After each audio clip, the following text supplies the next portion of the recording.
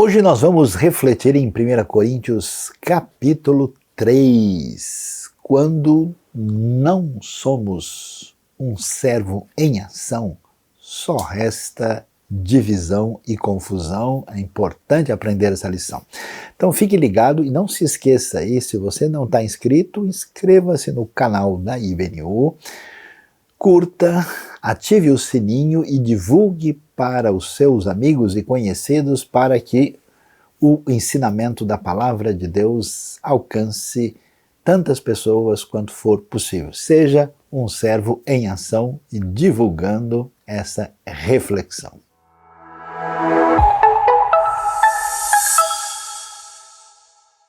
Com muita alegria, neste dia especial de gratidão, de adoração a Deus, de reconhecimento de que Ele é o Senhor, a quem nós devemos apresentar a nossa vida, o nosso coração, a nossa gratidão e celebrar o Senhor da vida e o Senhor da nova vida em Cristo Jesus. E hoje nós vamos prosseguir na nossa celebração refletindo sobre um texto de 1 Coríntios capítulo 3. E o nosso tema será: quando o servo não entra em ação, só há divisão e confusão.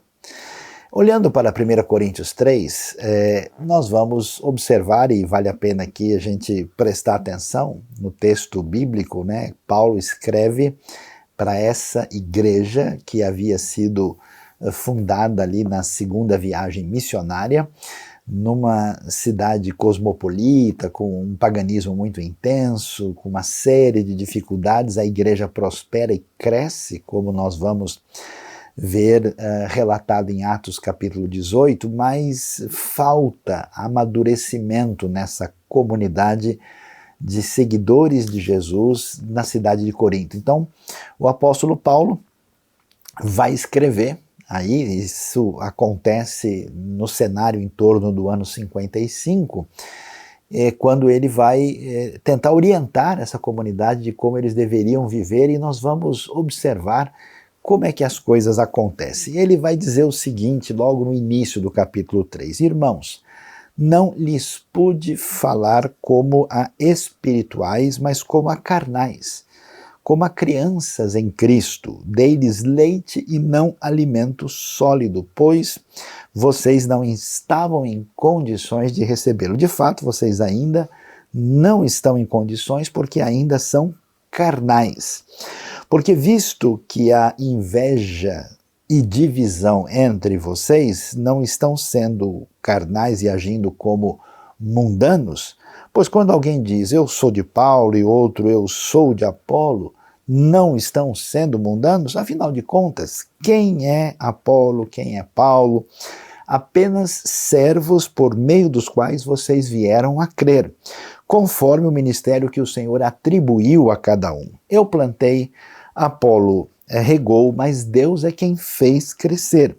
De modo que nem o que planta, nem o que rega são alguma coisa, mas unicamente Deus que efetua o crescimento. O que planta e o que rega tem um só propósito e cada um será recompensado de acordo com o seu próprio trabalho. Pois nós somos cooperadores de Deus, vocês são lavoura de Deus e edifício de Deus. Então, observe e preste bem atenção como é que o texto bíblico vai discutir o que está acontecendo no cenário aqui. Nós somos chamados em Cristo não só a entender o plano de Deus, a compreender os ensinamentos, as diretrizes, as doutrinas que se revelam para nós da parte de Deus e que estão devidamente esboçadas nas Escrituras, mas somos chamados também a entregar ali o nosso coração, a nossa emoção, a nossa relação interpessoal. Por isso que a comunidade da fé é o ambiente onde as coisas acontecem, mas também somos chamados, e aí muito importante prestar atenção nisso, a uma condição de se apresentar como servo de Deus. Esse servir a Deus está, em primeiro lugar, ligado com a ideia de que nós devemos manifestar a nossa fé do ponto de vista da ação prática. É necessário que quem se apresenta como discípulo de Jesus manifeste concretamente. Ele não é só um aluno, ele não é somente um pensador, ele não é só uma pessoa que apresenta ali uma disposição do coração voltada para aquilo que Cristo diz ou representa. Ele é de fato alguém que serve. É interessante como essa linguagem ela é tão importante no Novo Testamento. Paulo gosta de se apresentar como servo de Deus. Além disso, essa linguagem de servo está relacionada muito com aquela atitude que se assemelha de fato à atitude de Jesus. Quer dizer, não é alguém que executa de cima para baixo, não é alguém que executa do ponto de vista de quem dá ordens e estabelece assim a sua posição, podemos dizer, de chefe. Não, é uma pessoa que se coloca à disposição dos outros para se colocar de maneira humilde, de maneira prática a servir o próximo e a trabalhar no reino de Deus. Então a questão é a seguinte: quando nós estamos na condição de gente que pertence ao reino de Deus e fazemos parte da comunidade da fé, nós corremos um risco de perdermos a direção. E quando essa direção é perdida, ela acontece por falta de crescimento, de amadurecimento, de desenvolvimento adequado. É como se você vê, por exemplo, uma criança que não cresce direito, alguém que tem falta de nutrientes, alguém que tem falta de desenvolvimento adequado. Essa pessoa precisa de tratamento, de remédio, e é mais ou menos nessa direção que Paulo vai dizer: olha, pessoal, meus queridos aí de Corinto, eu estou vendo que vocês são crianças em Cristo. Isso é tão interessante que vale a pena a gente dar uma olhada. Eu trouxe aqui para a gente ver hoje, por exemplo, como é que a Mensagem descreve esse texto numa linguagem bem forte. Ele diz o seguinte, ó: no entanto, amigos, sinto-me frustrado pela maneira nada espiritual com que vocês lidam uns com os outros e com Deus. Vocês estão agindo como bebês em relação a Cristo, parecem que só sabem mamar. Pois bem, vou amamentá-los, visto que não sabem se alimentar sozinhos. Quando vocês se apegam a algo apenas por se sentirem bem ou para dar impressão de que são importantes, não são muito diferentes de um bebê de colo que só fica contente quando tudo lhe agrada. Quando um de vocês diz: estou do lado de Paulo, outro diz: eu prefiro Apolo, não está sendo infantil? Então você percebe, existe uma trajetória, uma caminhada de fé que está ligada a essa vocação que o povo de Deus tem de estar em ação, de estar em serviço, de estar servindo. Quando o servo não entra em ação, a gente vai ver essa falta, né, de crescimento, essa gente sem noção que só causa confusão. E qual é o primeiro sinal de que as coisas estão indo na direção errada? Paulo vai dizer: olha, vocês, né, no grego tem duas palavrinhas utilizadas lá que são interessantes, uma é chamada sarkinos e outra é sarkikos, né, que dá uma ideia de alguém que está limitado a um aspecto puramente físico, e outro que tem uma ideia mesmo de uma pessoa que age como qualquer pessoa que não conhece a Deus, como alguém que está, digamos assim, nesse ambiente mundano. E é por isso que muitas vezes, em muitos ambientes religiosos, em muitas comunidades cristãs, a gente vê tanta imaturidade, infantilidade, falta de crescimento espiritual, e as pessoas, adivinha para que lado que elas vão? Para o lado da divisão, para o lado da polarização, para uma atitude de fato de gente sem noção. E em Corinto aparece isso. Como esse pessoal não amadurece, como eles são bebês de colo, como eles são infantis, como eles são crianças, o que eles fazem? Eles abrem mão da sua própria responsabilidade. E eles fazem questão de pertencer a um grupo específico. E é curioso, né? Porque o texto vai dizer que um diz: não, eu sou do partido de Paulo. Não, não, eu sou mais de Apolo, né? Lembra lá que Apolo aparece descrito também em Corinto como um judeu que veio de Alexandria, né? Que fez parte aí desse grupo de cooperadores do próprio apóstolo Paulo. Então, esse pessoal está sendo mundano no sentido que eles estão reproduzindo o tipo de mentalidade partidarista, divisionista, cheia de confusão que a gente encontra no ambiente daqueles que não conhecem a Deus. Por isso o apóstolo Paulo vai dizer para eles, pessoal, vamos parar com esse tipo de coisa? Então preste atenção, nós somos chamados para sermos servos de Deus no reino. E quando a gente falha nessa percepção e nessa missão, a gente perde a direção e começa a causar confusão. E essa confusão está marcada por essa brincadeira de mau gosto que dentro do reino de Deus, em vez de caminhar na direção da missão, a gente levanta bandeiras de divisão, de polarização indevida. E aí Paulo diz, pessoal, vamos parar com esse tipo de coisa. Olha, afinal de contas, quem é Apolo? Como assim? Em vez de vocês levarem adiante o nome de Cristo, em vez de vocês estarem realmente interessados no crescimento da igreja de Deus, vocês estão defendendo a bandeira de Apolo. Afinal de contas, Apolo está com essa bola toda para a gente colocar a coisa nesse patamar.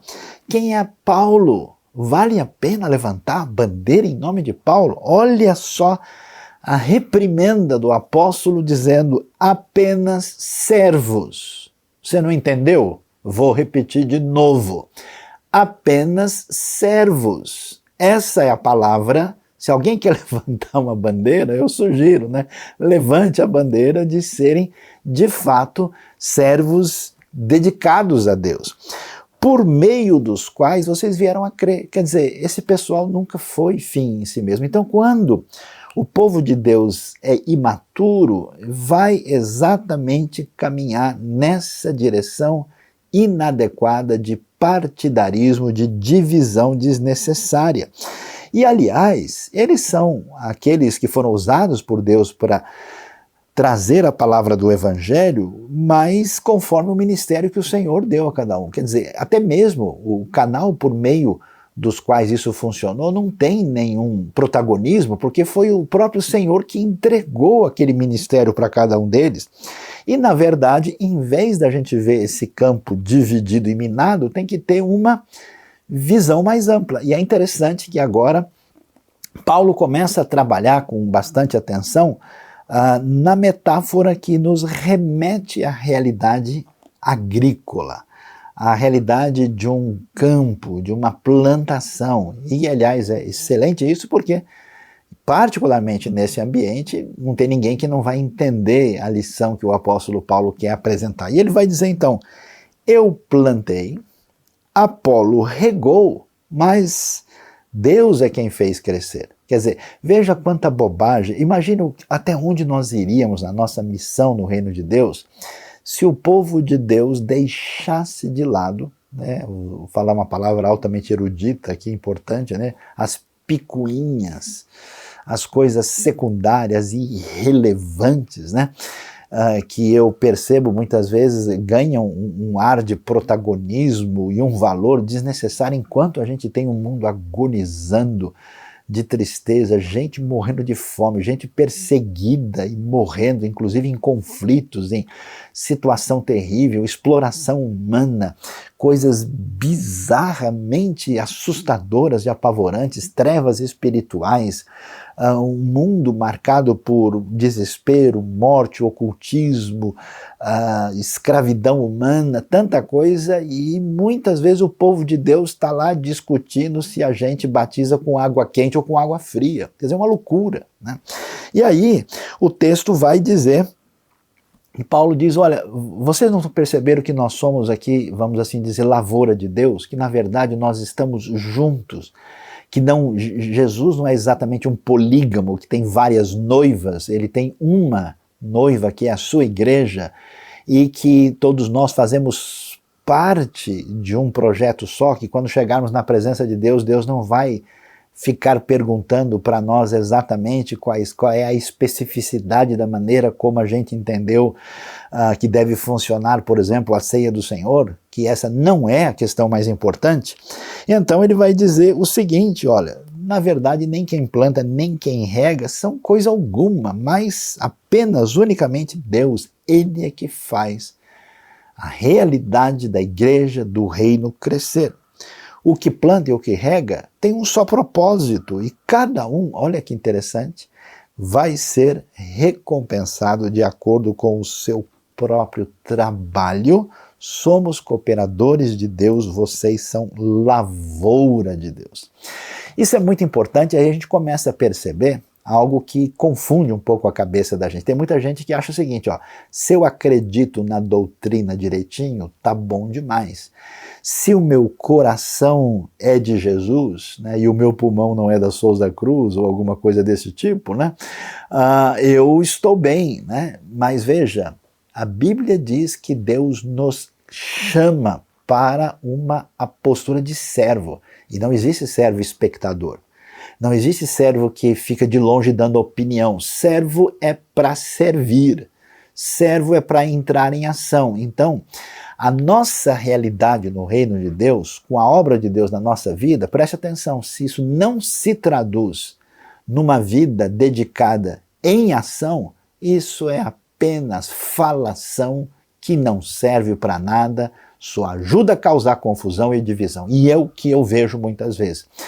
Gente inoperante, gente que não serve, gente que não se envolve, gente que não contribui, gente que não faz nada, só causa problema no reino de Deus. Está disposto a brigar, a levantar bandeira, a criar divisão, a criar confusão, porque não é um servo que deseja entrar em ação. E é interessante que se a graça de Deus atuou na nossa vida, ela tem resultado prático. Não tem essa coisa de que, olha, se eu tenho fé, a questão das obras são irrelevantes. Essa fé ela é concretizada de maneira nítida quando ela se manifesta de maneira objetiva, como vai ensinar Tiago para nós, através das obras decorrentes de uma ação efetiva de Deus na nossa vida.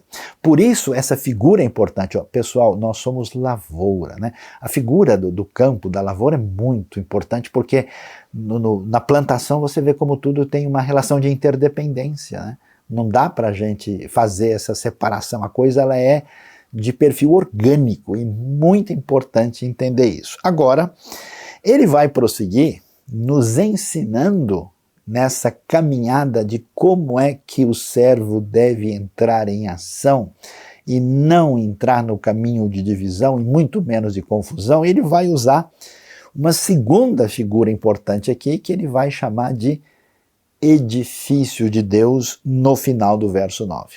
E aí ele diz, olha como é interessante, conforme a graça que me foi concedida, eu como sábio construtor lancei o alicerce, e o outro está construindo sobre ele. Se existe, em vez de divisão, uma cooperação, aí essa figura da edificação, da construção aparece aqui com destaque. Contudo, veja cada um como constrói, porque ninguém pode colocar outro alicerce além do que já está posto, que é Jesus Cristo. Se alguém constrói sobre esse alicerce, usando ouro, prata, pedras preciosas, madeira, feno ou palha, sua obra será mostrada porque o dia, com letra maiúscula, atrará a luz, pois será revelada pelo fogo, que provará a qualidade da obra de cada um. Se o que alguém construir permanecer, esse receberá recompensa. Se o que alguém construiu se queimar, esse sofrerá prejuízo, contudo será salvo como alguém que escapa através do fogo. Vale a pena ver a linguagem diferente, aqui eu faço questão de fazer menção a como a linguagem tenta colocar isso de maneira concreta na tradução da mensagem. O texto diz o seguinte, usando outro exemplo, vocês são a casa de Deus. Usando o dom que Deus me deu de arquiteto, desenhei a planta. Apolo ergueu as paredes, que cada carpinteiro que venha trabalhar tenha o cuidado de construir sobre o fundamento. Lembrem-se de que há apenas um fundamento já estabelecido, Jesus Cristo. Sejam exigentes ao escolher o material que irão utilizar na obra. Em algum momento haverá uma inspeção.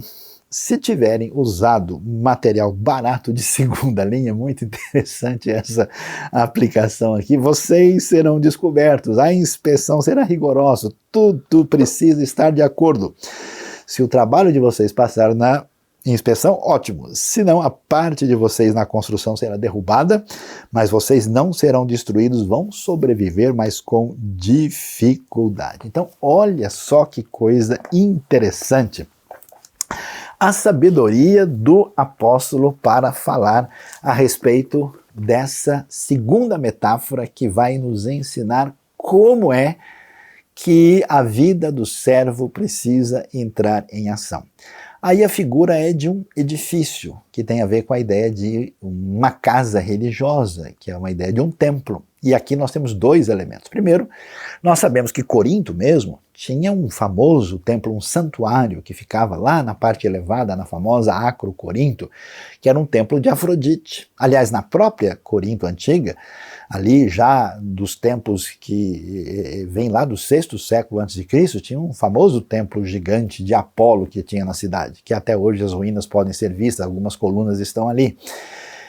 E nós sabemos, é claro, que no contexto judaico, a grande referência, porque ele ainda está de pé, e ele entra muitas vezes, até mesmo nos escritos paulinos, é o Templo de Jerusalém, o grande templo, que inclusive é o templo onde o próprio Jesus esteve, e o apóstolo Paulo, não demora muito tempo, 2 anos depois daqui, ele vai estar lá visitando esse templo, inclusive acompanhado ali de Trófimo, que era da cidade de Éfeso. E o que a gente vai ver agora? A metáfora sai do campo agrícola e vai falar de edifício da casa do templo de Deus, que evoca essa realidade importante daquilo que é sagrado. E Paulo diz, pessoal, vamos lá de novo. Eu vou repetir a lição, porque vocês precisam de amadurecimento, precisam entender a lição para parar de ser gente sem noção. Veja como isso é importante, porque se nós não temos uma vida cristã com as prioridades no lugar certo, isso é fazer uma construção que vai acabar caindo. E aí ele vai dizer, olha, primeira coisa, preste atenção, isso aqui é um recado importante para todo mundo. Atenção, o centro do evangelho é Jesus Cristo. Ninguém pode colocar outro fundamento. É impressionante essa tendência idólatra do nosso coração de tentar colocar no centro da fé uma outra referência, quer seja a sua própria tradição, quer seja uma ideologia particular, quer seja um interesse próprio, quer seja até mesmo um outro elemento da história bíblica, que de repente alguém fala, não, eu acho que o centro da fé agora é Ezequias. Não, eu acho que o centro da fé é Noé. É ou não é? Noé, de jeito nenhum. O centro é Cristo. Portanto, a gente vê Paulo forçando claramente, né, aí os coríntios a voltarem para a lição fundamental. Cristo Jesus é o fundamento, não adianta ir na divisão de uma divisão partidária.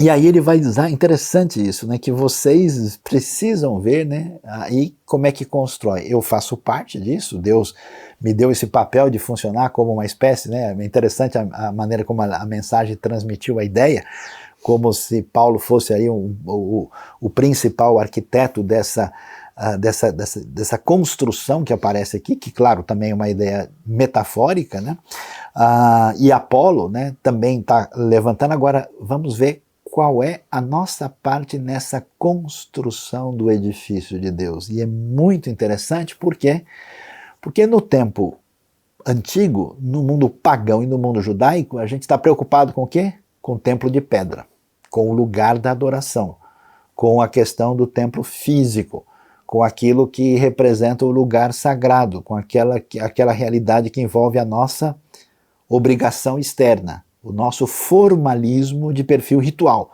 Paulo diz, pessoal, o templo aqui está indo numa outra direção. O que Deus está querendo é ver como é que nós fazemos parte da construção de uma grande casa espiritual, que é exatamente essa realidade que tem a ver com a comunidade da fé.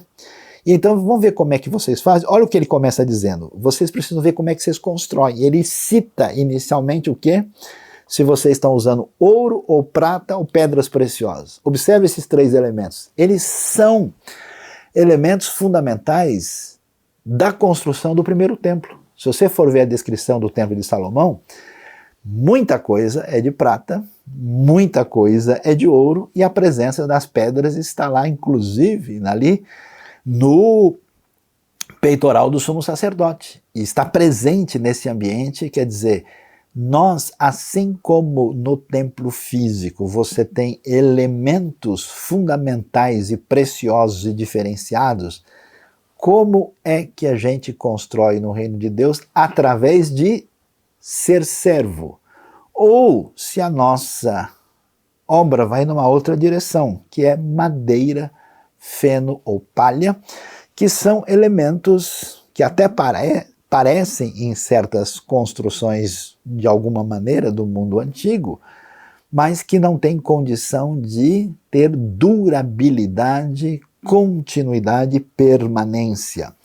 E aí Paulo chama a atenção dizendo, olha, nós estamos construindo na direção do futuro. Por que isso é importante? Porque a gente vive a nossa vida e às vezes está preocupado com o nosso interesse, nosso objetivo imediato, sem olhar para o futuro e diz, olha, saiba que o que você constrói como servo, sem ser dominado por uma atitude carnal, que é uma atitude semelhante àquilo que as pessoas sem Deus nesse mundo egocêntrico constrói, e aí a gente começa a olhar qual é a nossa motivação. Por que você está envolvido com o reino de Deus?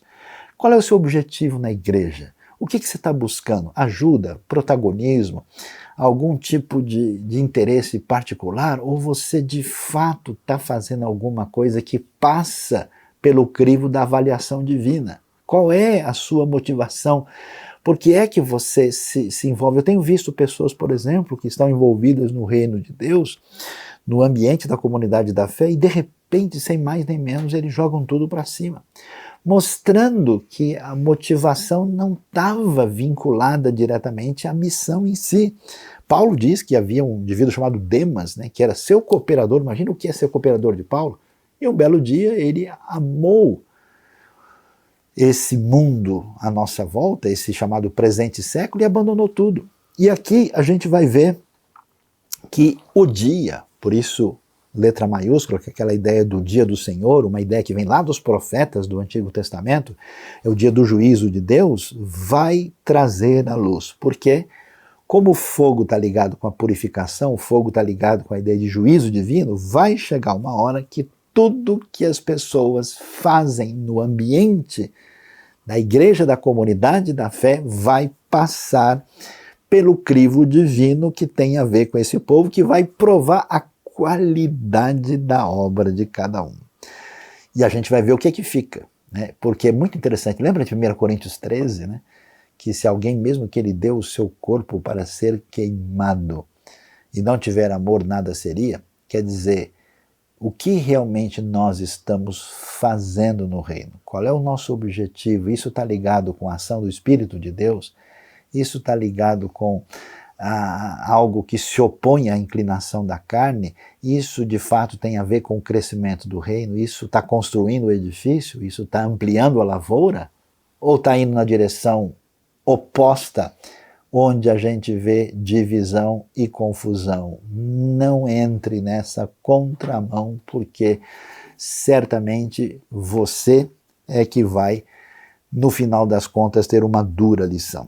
E aí, a Bíblia diz, vai chegar uma hora em que isso vai ser testado. E se que alguém construir, ele receberá alguma recompensa. Alguém pode até se confundir aqui. Peraí, então, isso não quer dizer que a gente tem a salvação pela graça e depois a gente vai receber recompensa? Como é que é isso?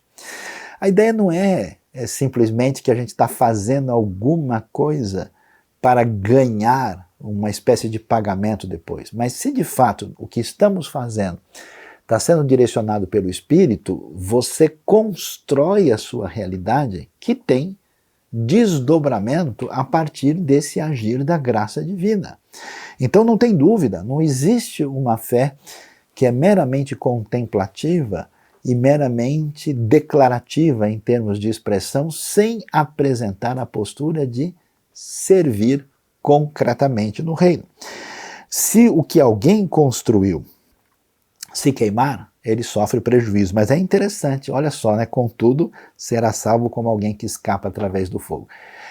O texto bíblico não detalha isso. Algumas pessoas acham que isso aqui é um momento particular no eixo da escatologia futura, né? Ou seja, se dividiu aquela ideia de que vai haver uma coisa que é chamada o tribunal de Cristo, que vai ser um julgamento das obras, é como se fosse um momento específico, né, diferente do julgamento final, quando aquilo que cada um fez vai passar pelo crivo para ver o que de fato subsiste como resultado dessa graça divina que se desdobra. Pode ser que alguma coisa venha acontecer assim, o texto não dá detalhes, ou pode ser que aqui, metaforicamente, está se falando do processo geral que se define na vida de uma pessoa diante da realidade de que um dia ele chegará diante de Deus. E aí a gente vai caminhando, e aí eu não sei se você quer continuar ouvindo a mensagem, porque agora a gente vai ter uma surpresa.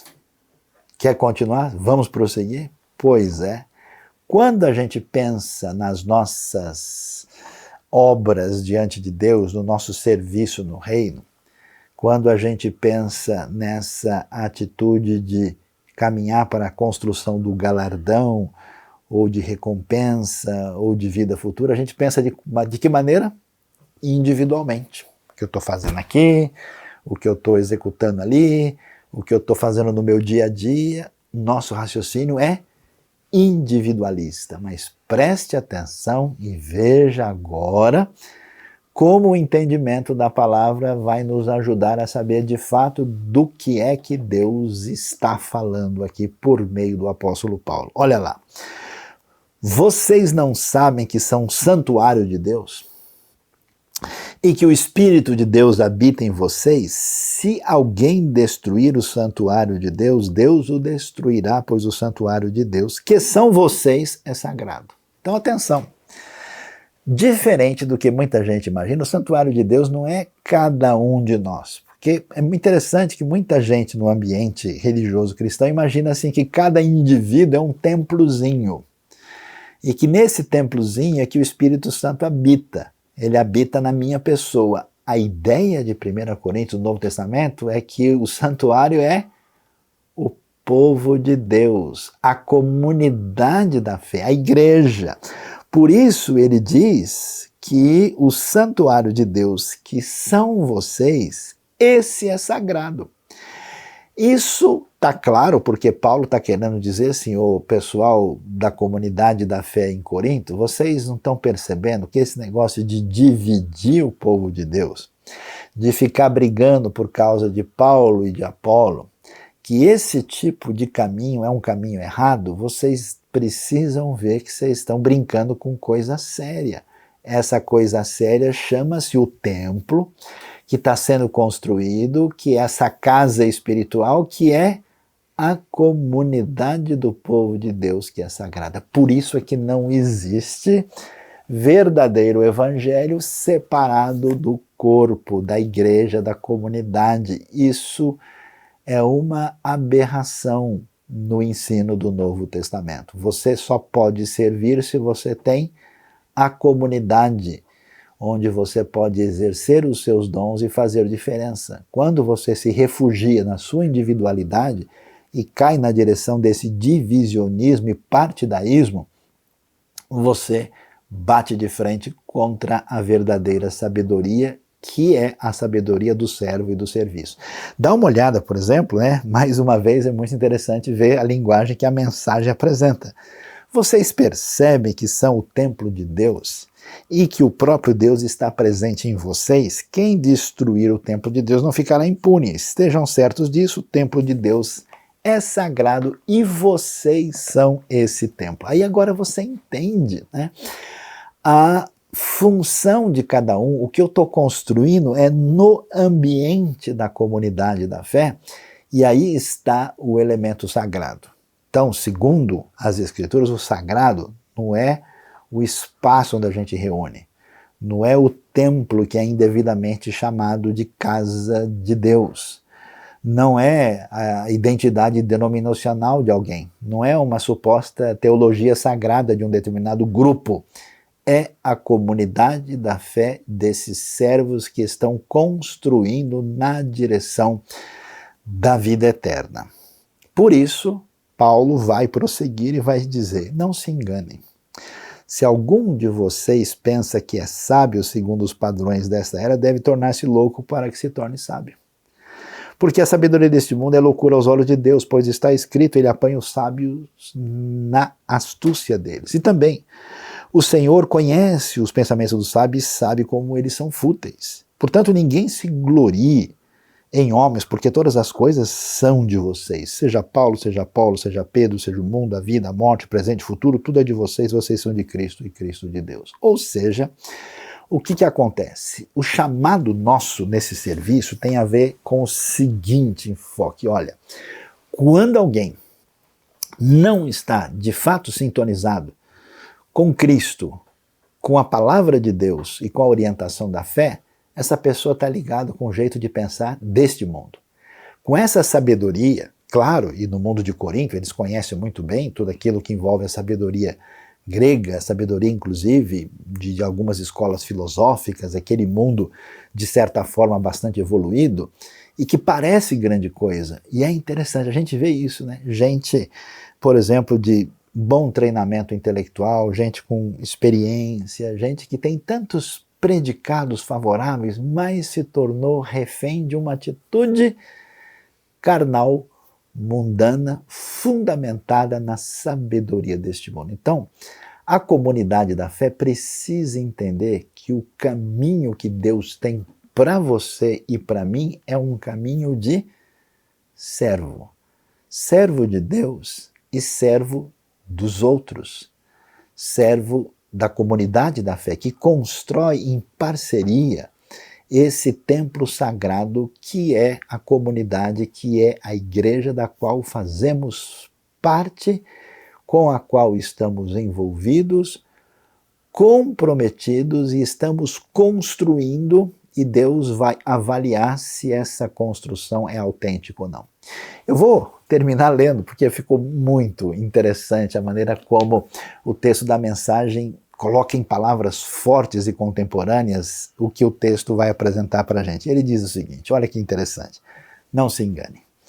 Não achem que são sábios apenas porque vocês acompanham o noticiário. É muito interessante isso, porque tem tanta gente que se acha o máximo. E porque ele se fundamenta em alguma fonte de orientação que, né, ele ostenta assim, é o novo Apolo, né? É o novo Paulo, é a nova referência de onde ele acompanhou aquilo para que ele fale do alto do palanque. Sejam os desinformados de Deus. Interessante, porque a ideia é assim, ó, eu não estou nem aí, em última instância, para a sabedoria deste mundo na hora de investir a minha vida, porque naquilo que eu acredito é aquilo no qual eu dedico realmente o meu coração, a minha intenção, a minha vida, a minha prática. Esse é o caminho da verdadeira sabedoria. Gente que o mundo considera esperta, Deus chama de tola. Está registrado nas Escrituras. Ele expõe as segundas intenções dos que andam de nariz empinado. O Senhor vê através da cortina de fumaça dos que se acham. É muito interessante isso, porque numa pretensa espiritualidade, num levantamento de uma bandeira partidária, no contexto da comunidade da fé, naquilo que parece ser sinal de sabedoria, está escondido uma atitude que Paulo deixa claro que é sarkikos, que é carnalidade, que é mundanismo, que é fazer a mesma coisa que as pessoas sem Deus fazem lá fora. Acordem, Corinto. Acordem, gente da comunidade do povo de Deus em Corinto, deixem de ser nenê, parem de fazer birra, parem de ficar choramingando, vamos levar a vida a sério. E aí ele termina dizendo, não quero ouvir nenhum de vocês contando vantagem acerca de vocês mesmos, nem de ninguém. Tudo já é de vocês, foi um presente. Paulo, Apolo, Pedro, o mundo, a vida, a morte, o presente e o futuro. Tudo é de vocês que são privilegiados por estar unidos a Cristo, que está unido com Deus. Então hoje somos chamados ao amadurecimento, uma maturidade maior de olharmos para a nossa vida, dar uma olhada na nossa caminhada e fazer um exame próprio. A pergunta é, a gente tem amadurecido? Você tem crescido na fé? Ou você ainda está nessa pegada de se ligar em valores e direcionamento de vida que é exatamente como qualquer pessoa do mundo sem Deus? A gente deve perguntar se a gente de fato entende que o fundamento é Cristo e que a gente tem que estar comprometido com o reino e com a igreja de Deus, ou se a gente de fato colocou coisas secundárias na frente. A gente está preocupado com o partido A, B, com a ideia X, Y, se a gente está brigando de novo para dizer se a gente é de Paulo, de Apolo, de Pedro, de Cristo, não sei de quem, que havia até o partido, né, dos de Cristo em Corinto, que eram os piores possíveis. A gente precisa observar se a nossa vida ela é só de conversa fiada, se ela é só de sentimentos internos e se a gente não produz nada no reino de Deus. A pergunta para mim é, você é um simples crente? Você é um simples simpatizante? Ou você é servo? Se você é servo, eu pergunto, serve onde? Serve em quê? Serve de fato ou simplesmente olha para a realidade religiosa e dá um monte de opinião sobre tudo como se ela fosse de fato uma opinião muito importante a respeito da realidade? E finalmente, a gente entender que a nossa condição de servo está fundamentada na realidade.